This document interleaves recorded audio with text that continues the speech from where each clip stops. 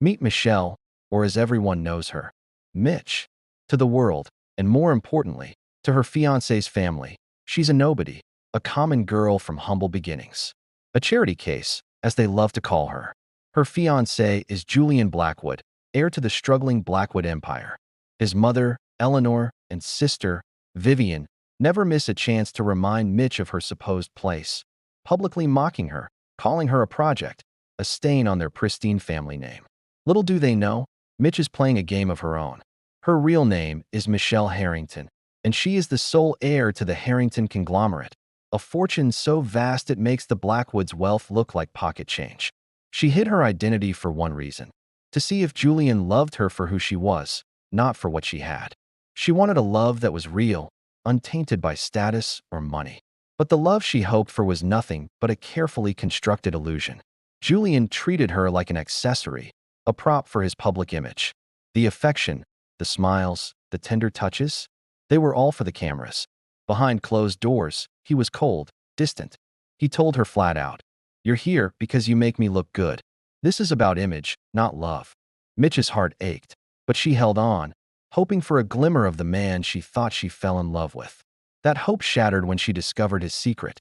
He was still seeing his ex-girlfriend, Isabella, a woman of immense wealth, the one his family always wanted for him. When Mitch confronted him, his words were like daggers. "You were never more than a story, Mitch. A Cinderella tale for the press. That's all you ever were." The cruelty didn't stop there. It reached a sickening peak at their rehearsal dinner. In front of all their guests, Julian's sister, Vivian, accidentally spilled a full glass of red wine all over Mitch's white gown. The room fell silent, all eyes on them. Mitch looked at Julian, her eyes pleading for him to say something, to defend her. But he just stood there, a smug smirk playing on his lips as his family laughed. He allowed the humiliation to wash over her, confirming that she meant absolutely nothing to him. In that moment, something inside Mitch snapped.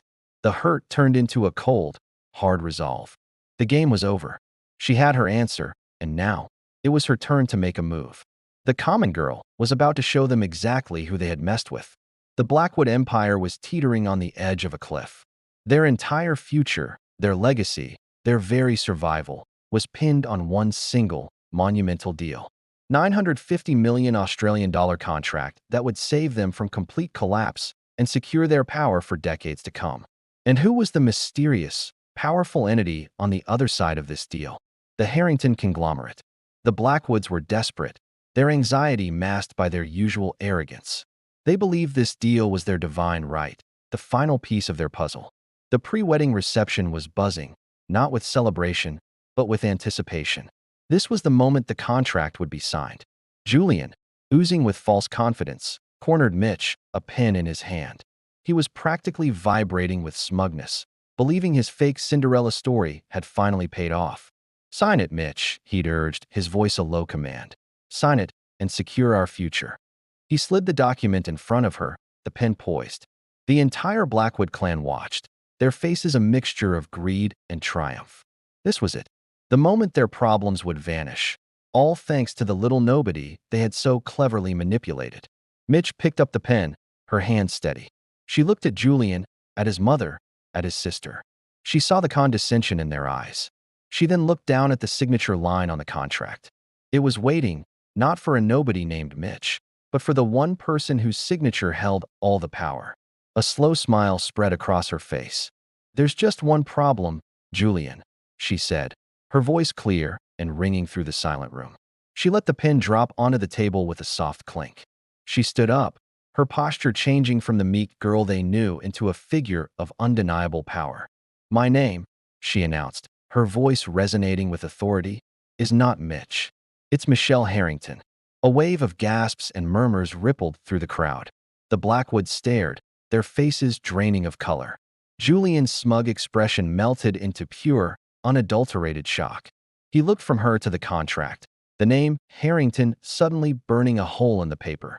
"I am the sole heir to the Harrington conglomerate," Mitch continued, her gaze locking onto Julian's.